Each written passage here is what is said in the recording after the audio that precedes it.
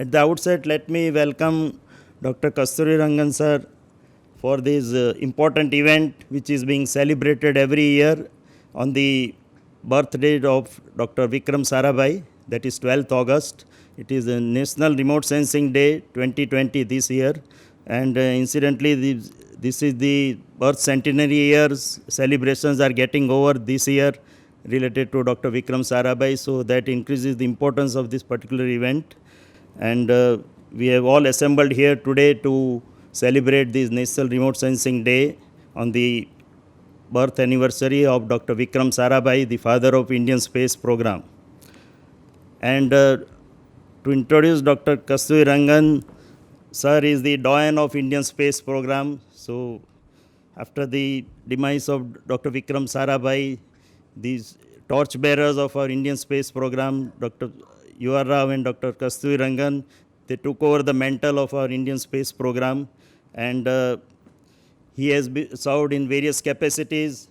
Initially as a project director of Bhaskara 1 and Bhaskara 2, as well as IRS 1A, 1B. So in that sense, he is also pioneer of Indian remote sensing program, starting with Bhaskara 1, Bhaskara 2, as well as our important torchbearer of our Indian remote sensing, optical remote sensing program, that is IRS 1A.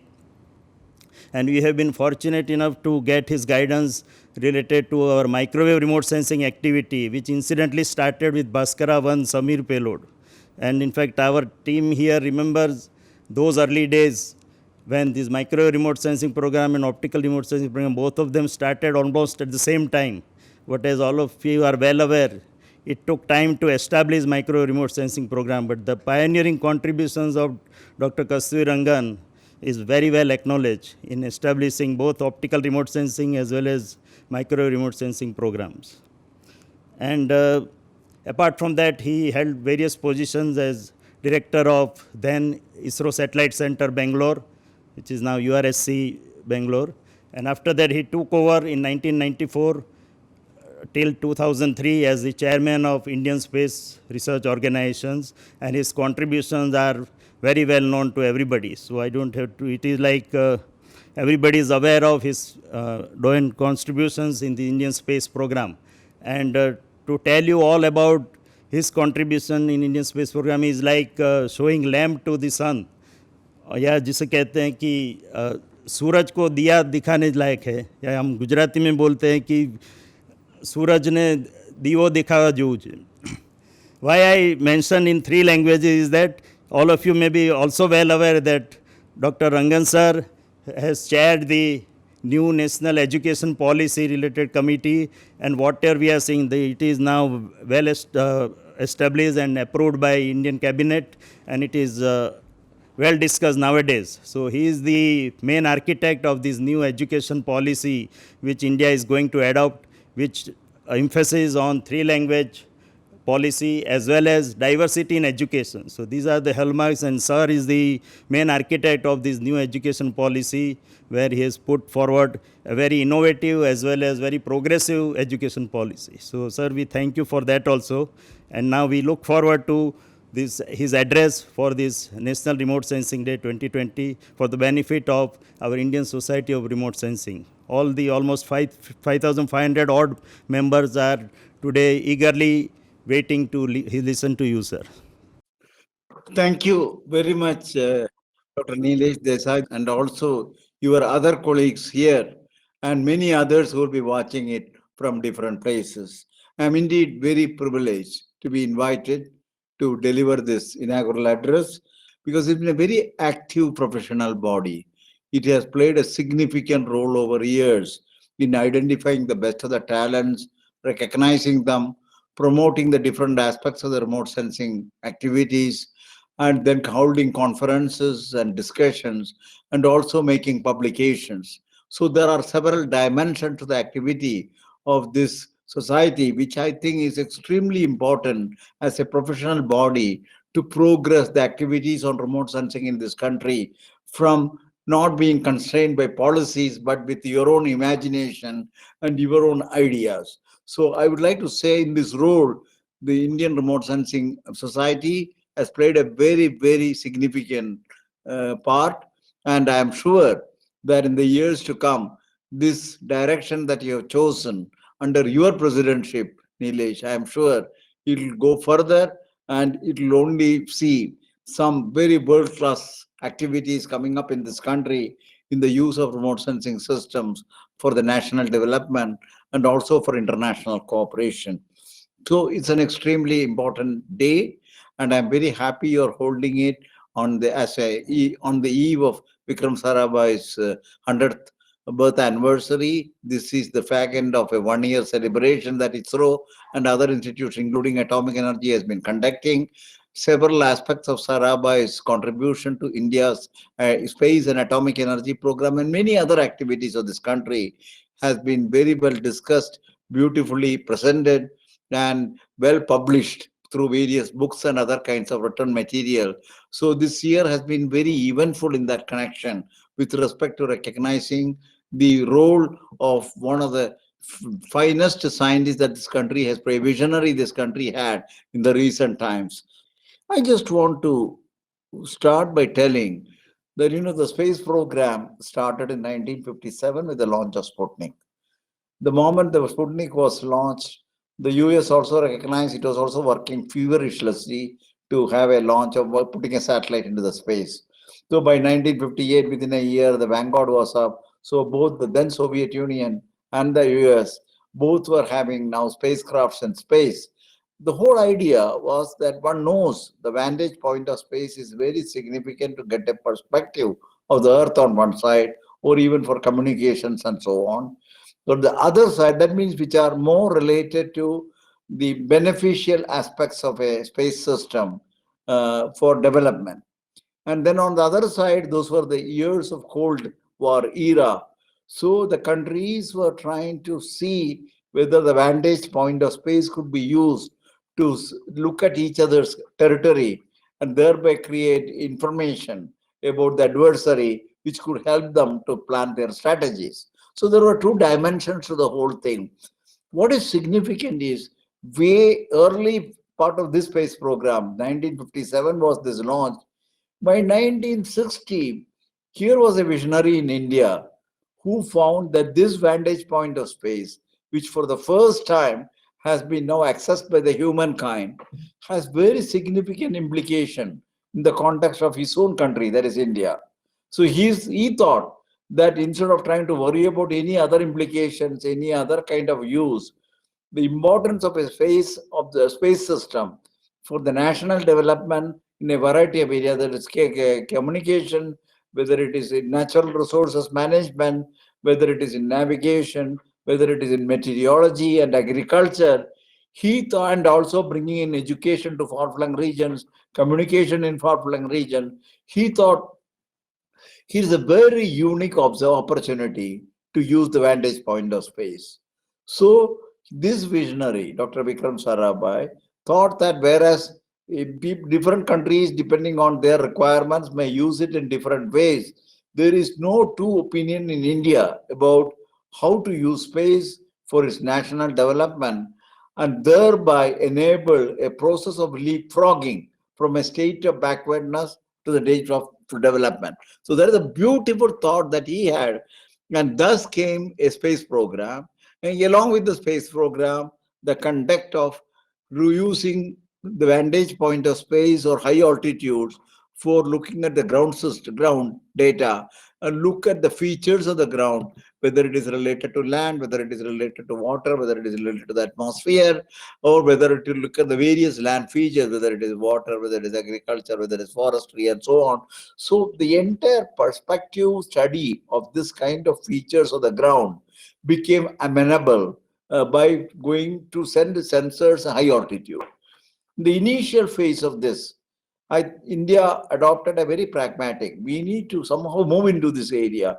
People should get accustomed to how to use high altitudes to make observation of the ground, and how do you use those observations to make a meaningful perspective information about the features of the land, and then make it as an information system to take various decisions on developing or other kinds of resource management. So that is where it was. So one of the earliest thing, if I remember, was to see whether we could use aerial camera systems, and we could fly it over various locations to study the various type of plantations. I remember with quite a serious about the serious step that Dr. Vikram Sarabhai took about this. What he did is that he decided that we will have an aerial flight, and he consulted that it should be in the agriculture that we should do something. So he obviously called down the doyen of agriculture, Dr. M.S. Swaminathan, to advise what could be the kind of things we can do on the agriculture. And he had also recruited by that time Dr. Pisharuti, who wanted to initiate the remote sensing as an activity within his. Pisharuti was a meteorologist. He was the director of the Tropical Meteorological Center at Pune. And once he retired, he came over, joined Vikram Sarabhai to start the National Remote Sensing Program. So he's a pioneer. So between Sri Pisharati, Swaminathan, and Sarabhai, they decided that we should now, if I have aerial flights of camera systems, and Swaminathan suggested that we can do this over the wilt disease study of Kerala coconut plantations. But they wanted to make sure that our Prime Minister then, which is Madam Indira Gandhi, is also aware that this step is being taken. So they wanted to make a presentation. All the three of them were given a time after dinner in the night one evening, and there was a presentation by Sarabhai of what the thought process of the three people are with regard to starting a study of various types of plantations using camera loaded on aerial flights. So Madam heard it for 15-20 minutes, and then she said thank you. So Sarabhai came out with his colleagues, and both Visarati and Swaminathan asked Sarabhai. Madam didn't say yes or no, only she said thanks. So Sarabhai said that no, hers yes, her thanks means yes. So we can go ahead. She has not said no, and that was the beginning of a first step of India entering into remote sensing with aerial flights. The history of coconut studies in Kerala, later on looking at the sugar plantations at Bandia, paddy field studies elsewhere using aerial flights is all well known today as a historical background to the initiation in this country. Parallelly, of course, Sarabhai want to build up this capability in this country in a much bigger way so that space systems can play a role. He took several steps. In trying to do the Hill disease, he got Hasselblad infrared camera systems from NASA, which could be mounted on the aircraft and do. Then he wanted to develop infrared scanners, and the French had the necessary capability. So he spent our experts to build the infrared scanners in the French agency, CNES, the space agency of France. And so our Indian scientists went and worked on this to build the infrared scanner for India's remote sensing program. There is a very major center for teaching remote sensing and research. This is at the Willow Run Laboratory in Michigan. Sarabhai spent a lot of youngsters to study in Michigan by this 3 or 4 pronged approaches. And then Sarabhai was knowing that America is going to build the first of the remote sensing satellite advanced system, what do you call it, the Landsat at the time. And he made an agreement with NASA that as and when the Landsat is launched, India will be able to participate in the initial data acquisition and its utilization for our country. So there is a 4 or 5 pronged approach he did with respect to building up the capability in this country, and he built up the remote sensing center at Ahmedabad, where you all belong today, as the center, a nerve center for promoting remote sensing, doing research, conducting aerial surveys and other pioneering pilot studies, and thus was born a major effort. Now, then, by the time the Landsat was launched, Sarabhai was no more. But nevertheless, he had already given the necessary direction to this country to make sure that remote sensing will be a major activity in this country to understand timely, accurate, and precise information about natural resources. And therefore, using aerial systems and space system, we should be able to do this in a very effective, cost-effective way and in a timely way, and also probably more precise way. So that is the background of this. We have used initially NASA's the spacecraft. After Sarabhai's death, the institutional mechanism to do this was set up by Dr. Dhawan, his very illustrious successor. Landsat was launched. He created user community in this country who could make use of the data from the Landsat, whether it is in agriculture, whether it is in forestry, hydrology, oceanography, coastal processes, and things of that kind. And parallelly, he also took the first steps in India's capability to build this kind of satellite. Unlike an INSAT which we bought from outside, remote sensing satellites are not available in those years for a sale because of the strategic capability. So India took the first step by building experimental satellites, the Bhaskara 1 and Bhaskara 2. It gave us, he betted our hands about an end-to-end tool. You build a camera system, mount it on a satellite, launch it, take the images, use the images to interpret the local phenomena, then quantify it, then use it for decision making. So you see the whole thing was tested out where ISRO played a role, users played a role, and also the end use was very much visible in terms of advanced information about a particular phenomena or a feature which can be used. So that is the story. From Bhaskara, we went to IRS. Today, IRS is one of the biggest constellations. You have IRS 1A and 1B. We started with, we were very ambitious to become the world class. So IRS 1A, 1B, people like you worked on it, I know, remember, and they all made it possible for us to build the world's best satellites. SAC, I always give credit, George Joseph, Kiran Kumar, many of you people who are all a part of that pioneering team which built these kind of early satellites, the Indian remote sensing system. And today we have visible region satellites, microwave, hyperspectral systems, cartographic applications, resource sat application. So a variety, multiple wavelength, multiple resolution, different features of temporal variability studies and spectral studies. These are all part and parcel of the India's remote sensing capability, which is being used by a large number of user community in this country. We created under Sajid Savan's visionary thing, a national natural resource management system, which became the core group to define and direct what the remote sensing using space system should be. And we had the user community of this country at the level of various government departments to define this requirement. So we don't build it just because we wanted it. It was driven by the users. Today we have a very vibrant remote sensing activity, I should say. It is exceptionally capable, world famous. In fact, the last of the launches of a 0.25 kind of a centimeter kind of a satellite speaks volumes of today's India's uh, advancement in the area of remote sensing. One of the best in the world, this kind of a satellite, the Cartosat. So I think India is moving. There are this now remote sensing now coupled with GIS system, GRS system, the remote sensing, not only remote sensing, global positioning systems, and so on and so forth. They are becoming a formidable combination for a variety of applications, whether it is for navigation, whether it is related to position location, whether it is related to atmospheric studies, and many things like that. And in that era when we have disasters that happen very often, in the time in which the global change is taking place, and we need to monitor and understand it carefully, in an era when resource management has become very critical because the food availability is a very important thing, in an era in which water scarcity is a big issue, in an era in which the atmospheric phenomena, including the pollution and other things, is becoming critical to study.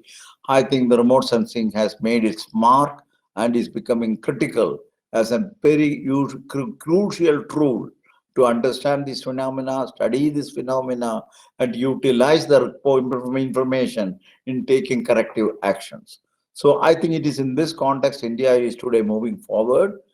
A very professional body like yours, IIRS, certainly has a very important role to play, to make studies, to look at the advances that we need to make, the direction that we should adopt, and even see how best we can do. More recently, the Modi ji has, and this government has decided that we'll do privatization.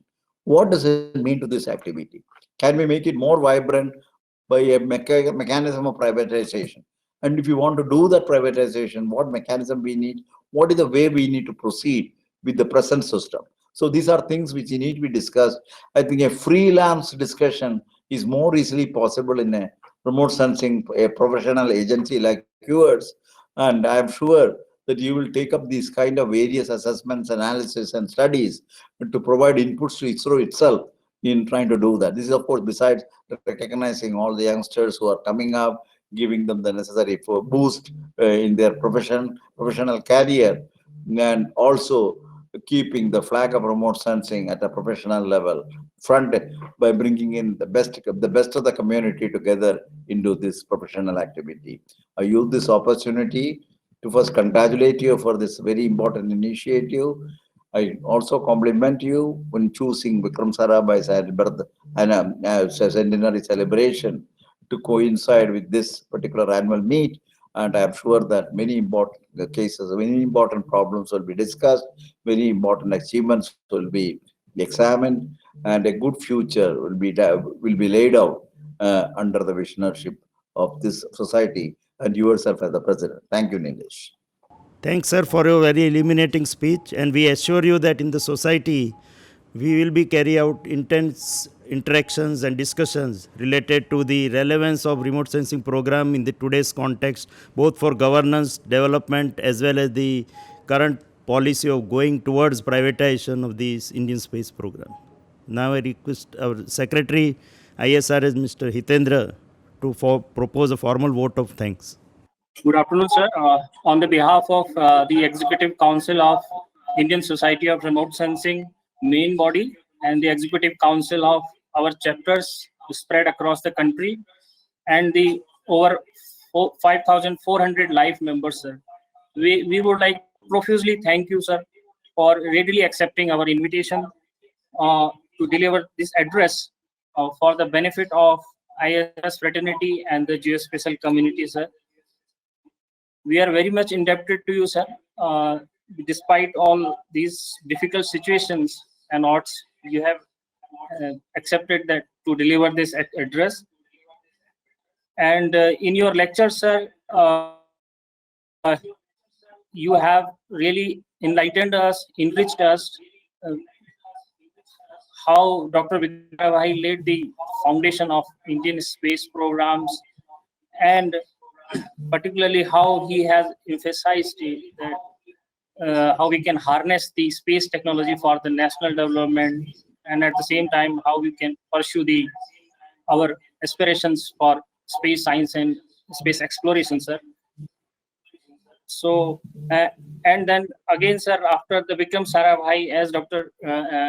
Desai sir told that you are the torch bearer to further take ahead our space program, sir. And during your time also, we have seen a tremendous development in our space program, and because of that, today we are very much proud of our space programs.